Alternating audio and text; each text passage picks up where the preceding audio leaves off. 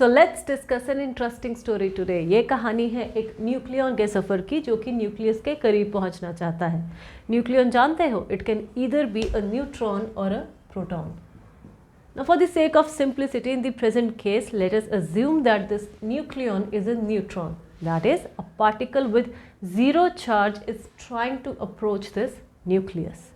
ठीक है, अब इस न्यूट्रॉन का सफ़र किसी एक पॉइंट से तो स्टार्ट होगा ही, जो कि फिलहाल इस न्यूक्लियस से काफ़ी दूर है। तो इस पर्टिकुलर पॉइंट पे इस न्यूट्रॉन की पोटेंशियल एनर्जी क्या होगी? तो potential energy you all know is the stored energy due to position और अरेंजमेंट, और इसी वजह से it is defined relative to a reference point. तो रेफरेंस पॉइंट इस पर्टिकुलर केस में क्या होगा? The centre of the nucleus. Why? Because इस न्यूट्रॉन को अल्टीमेटली इस न्यूक्लियस के पास ही तो पहुंचना है। तो इसी वजह से इस न्यूट्रॉन की position relative to the centre of nucleus, जो कि ये मैं मार्क कर रही हूँ एज स्मॉल आर, वो चेंज होती जाएगी।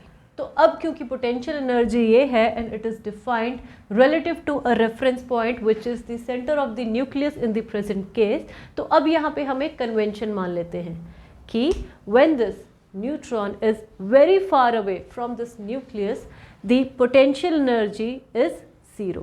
That is, at small r tending to infinity, the potential energy is zero.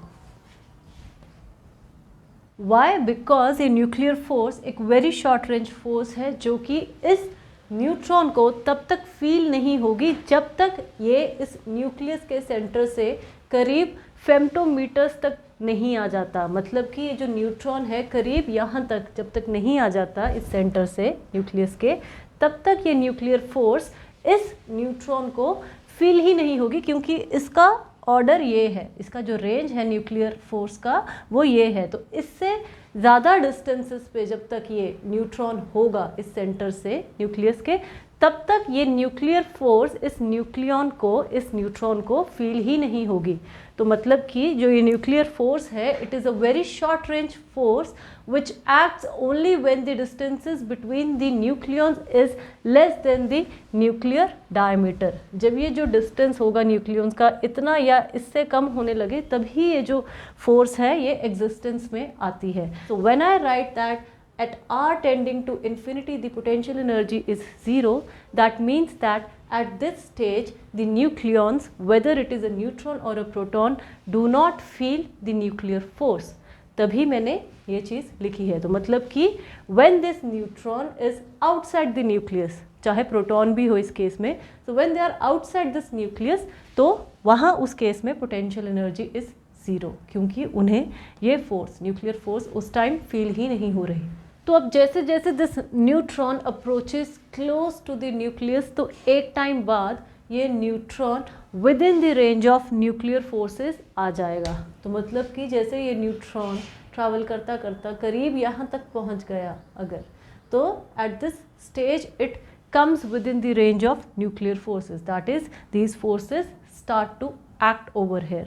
So since nuclear force is a very short range force and it is experienced mainly by nucleons, that is protons or neutrons at distances of this order, and it is strongly attractive for them. So upon reaching here, तो जब ये neutron यहाँ तक इस range में, nuclear forces की range में आ जाएगा, तो at this stage this neutron will experience strong attraction. तो अब जैसे लाइफ में ऐसा कुछ होने पर आप अपने ही बनाए एक मायाजाल में डूब जाते हो जब तक आपकी इनलाइटनमेंट करके वहाँ से कोई आपको बाहर ना निकाले, तो उसी तरह ये न्यूट्रॉन भी at this stage falls into a potential well. अब आप सोचोगे ये कुआं पिक्चर में कहाँ से आया? तो the answer is this potential well is formed as a result of mass defect of this nucleus. अब इस मास डिफेक्ट के कॉन्सेप्ट को समझने के लिए मैंने एक YouTube शॉर्ट्स वीडियो का लिंक अपने डिस्क्रिप्शन बॉक्स में डाला है। अगर आप उस वीडियो को एंड तक देख लोगे तो you will come to know that this mass defect has something to do with the binding energy of the nucleus. Why? Because of the Einstein's principle of equivalence of mass and energy. तो वहाँ से आप कह सकते हो कि ये जो डेप्थ है, इस कुएं की जो डेप्थ है, the depth of the potential well, ये this corresponds to the binding energy per nucleon. तो यहाँ पे मैं लिख रही हूँ कि जो डेप्थ है इसकी, that corresponds to the binding energy per nucleon. अब यहाँ पे आप ये चीज़ तो देख रहे हैं, लेकिन इसकी कुछ विड्थ भी है पोटेंशियल वेल की। अब ये जो चीज़ है यहाँ से, this is the centre of the nucleus and ये मार्क किया है up to the range of nuclear forces, ठीक है। तो यहाँ पे जो डिस्टेंस है, दिस इज रफली r, nuclear radius, which is given by r is equal to r not A 1/3। ये अगर आप फिजिक्स स्टूडेंट हैं तो ये आपको पता होगा, nuclear radius is given by this. अब ये जो विड्थ है that will correspond to 2r, क्योंकि ये डायमीटर हो जाएगा, तो width of this potential well that will be 2r and the depth corresponds to the binding energy per nucleon. तो मतलब जब तक ये न्यूट्रॉन इस न्यूक्लियस के बाहर है तब तक इसकी पोटेंशियल एनर्जी ज़ीरो है, बिकॉज ये तब तक इस न्यूक्लियर फोर्स के रेंज से बाहर है। तो उस केस में अगर मैं एक रेफरेंस लेवल पोटेंशियल एनर्जी का ड्रॉ कर दूं, तो यहाँ तक आप मानते हो कि ये ज़ीरो पोटेंशियल एनर्जी का लेवल है, कि मतलब कि इस स्टेज पे जब तक ये न्यूट्रॉन, ये जो स्मॉल r है, ये यहाँ तक है, तब जो पोटेंशियल एनर्जी ज़ीरो है। जब ये r डिक्रीज होता होता इस r या उससे कम हो जाए, कैपिटल R या उससे कम होना जब शुरू हो जाता है, तभी ये न्यूक्लियर फोर्सेस एग्जिस्टेंस में आती है, तभी इस न्यूट्रॉन को ये न्यूक्लियर फोर्सेस स्टार्ट होती हैं फील होना। तो मतलब कि ये जो लेवल है यहाँ तक, ये ज़ीरो पोटेंशियल एनर्जी का लेवल है। And when this neutron comes here, reaches here for distances for r less than रफली दिस कैपिटल R, जो कि न्यूक्लियर रेडियस है, उस टाइम पे suddenly this potential energy becomes negative. उसी के बाद ये कुएं में गिरता है। तो at this stage this potential energy, ये जो पोटेंशियल एनर्जी जो कि अभी ज़ीरो थी, वो सडनली अब नेगेटिव हो गई, दिस नेगेटिव। अब एक और चीज़ मैंने बताया था, जो डेप्थ है इस पोटेंशियल वेल की, that corresponds to binding energy per nucleon. तो जितना ज़्यादा ये पोटेंशियल वेल डीप होगा, उतनी ही ज़्यादा टाइटली बाउंड होगा ये न्यूक्लियन। तो मैं बोल रही थी कि at this stage when the neutron comes into the range of nuclear forces, the potential energy attains a large negative value. तो अब क्वेश्चन आता है कि why is this potential energy negative for a neutron inside the nucleus. तो जैसे कि मैंने discuss किया कि ऐसी कंडीशन में इनलाइटनमेंट और spiritual awakening must be done in order to liberate that person from his or her illusions. तो सिमिलरली इस केस में भी जब ये न्यूट्रॉन इस न्यूक्लियस के अंदर है, when it is inside this potential well, तो उस केस में work must be done in order to remove that neutron from the nucleus. इसको इससे बाहर निकालने के लिए आपको काम करना पड़ेगा। So the measure of that work is the energy. तो उस काम को करने के लिए जो आपको एनर्जी चाहिए, जितनी आपको एनर्जी चाहिए, that is the binding energy per nucleon, जो कि पॉजिटिव है, because it represents the energy that must be supplied in order to get that work done. और कौन सा काम करना है आपने, कि इस न्यूट्रॉन को इस न्यूक्लियस से बाहर निकालना है। तो ये जो है ये पॉजिटिव है and this corresponds to the negative potential energy value. तो पोटेंशियल एनर्जी नेगेटिव का क्या मतलब है, कि जो न्यूट्रॉन है that is in the bound state. ये सिंपली रिप्रेजेंट करता है कि न्यूट्रॉन बाउंड स्टेट में है, लेकिन the corresponding binding energy per nucleon is positive. So if you have any confusion regarding the concepts of binding energy and potential energy, I have another YouTube shorts video link in the description box, do check it out. So I was saying that कि जितना deep ये potential well होगा, उतना ही ज़्यादा tightly bound होगा the neutron to the nucleus. और आपको ये भी पता है कि जो average binding energy per nucleon, ये जो वैल्यू निकल करके आती है, दैट इज अप्रॉक्सीमेटली 8 MeVs। मतलब कि ये जो पोटेंशियल वेल है उसकी जो डेप्थ है ये 8 MeVs है। बट इन रियलिटी ये जो डेप्थ है पोटेंशियल वेल की, that is much deeper than 8 MeVs।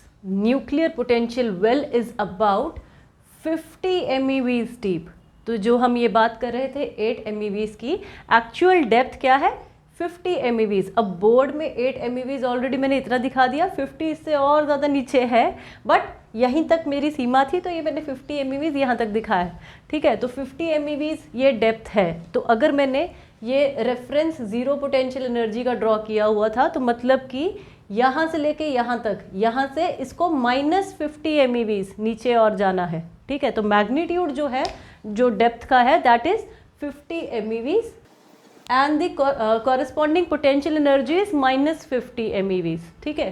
तो ये -8 MeV है, ये -50 MeVs है। -50 MeV is the actual depth of the nuclear potential well, and this value comes out from the experiments on nucleon scattering, the binding energy measurements and separation energy. Will not go into the details of those, but this is the case. So why is that so? The reason is because the nucleons also have kinetic energy inside the nucleus. तो मतलब कि जिस neutron को आपने इस potential well में bound करके रखना था, उस न्यूट्रॉन की खुद की काइनेटिक एनर्जी भी है। अब इस काइनेटिक एनर्जी को ओवरकम करना होगा आपको, क्योंकि आपने इस न्यूट्रॉन को बाउंड करना है, ठीक है। और उसको करने के बाद, काइनेटिक एनर्जी को ओवरकम करने के बाद भी ये न्यूट्रॉन बाउंड स्टेट में ही रहना चाहिए। तो मतलब इस पोटेंशियल वेल की डेप्थ उतनी तो होनी ही चाहिए कि काइनेटिक एनर्जी को ओवर करने के बावजूद भी ये इस डेप्थ में, इस कुएं में पड़ा रहे, उससे बाहर ना आ जाए, ठीक है। तो इस कुएं को थोड़ा और डीप जाना पड़ेगा। कहने का क्या मतलब है कि जो टोटल एनर्जी है that is equal to kinetic energy plus potential energy. अब यहाँ पे जो टोटल एनर्जी है that is nothing but 8 MeVs, ठीक है, टोटल एनर्जी। अब ये बाउंड स्टेट में है तो यहाँ पे -8 MeVs आ जाएगा यहाँ पे, क्योंकि मैंने बताया था ये जीरो पोटेंशियल एनर्जी का रेफरेंस लेवल है और उसके 8 MeVs डीप है ये। तो टोटल एनर्जी मतलब कि जब ये distance r less than the nuclear radius हो जाएगा तो पोटेंशियल एनर्जी तब नेगेटिव होती है, और तभी ये जो न्यूट्रॉन है इस पोटेंशियल वेल में आके यहाँ इतनी डेप्थ पे, आप कह सकते हो यहाँ आके होल्ड कर लिया इसने, ठीक है। तो यहाँ पे ये 8 MeVs यहाँ पे जो न्यूट्रॉन है यहाँ इस कुएं में गिर जाता है, तो टोटल जो है एनर्जी -8 MeVs है। उसके बाद जो एक न्यूक्लियन की एवरेज काइनेटिक एनर्जी होती है न्यूक्लियस के अंदर, that is around 30 to 40 MeVs। अब उसको अगर मैं 42 MeVs यहाँ पे वैल्यू रख दूँ इफेक्टिवली काइनेटिक एनर्जी की, कि मतलब इस न्यूट्रॉन की इस कुएं में गिरने के बाद अपनी जो काइनेटिक एनर्जी थी वो इतनी है, तो उसके बाद ये जो पोटेंशियल एनर्जी निकल करके आती है that will be, potential energy क्या होगी, दिस माइनस दिस, तो -8 -42 and this comes out to be -50 MeVs। This is the value of potential energy, जो कि ये मैंने लिखी हुई है। तो मतलब कि इसको इतना डीप होना होगा, क्योंकि 42 MeVs तो इसकी यहाँ से लेके यहाँ तक खुद की काइनेटिक एनर्जी ही है।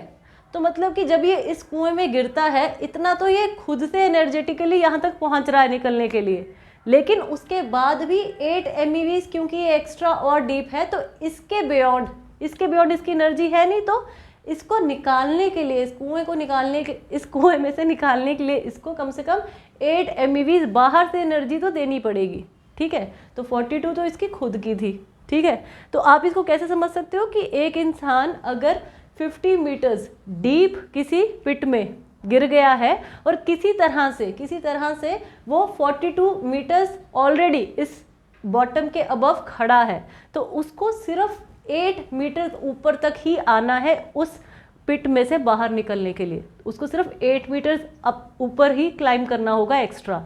तो similarly -50 MeVs means that a neutron sits inside a deep attractive potential well, and in order to completely remove it from the nucleus you must overcome this attraction. But since this neutron already has some kinetic energy inside the nucleus, so only 8 MeVs extra is needed to completely remove it, which also acts as the separation energy. So which means that this binding energy, this 8 MeVs of binding energy acts as the effective potential barrier against any nucleons escaping the nucleus. So the effective barrier is only this much. तो अगर हम energy level diagram of an uncharged particle inside a nucleus देखें तो वो कैसा होगा?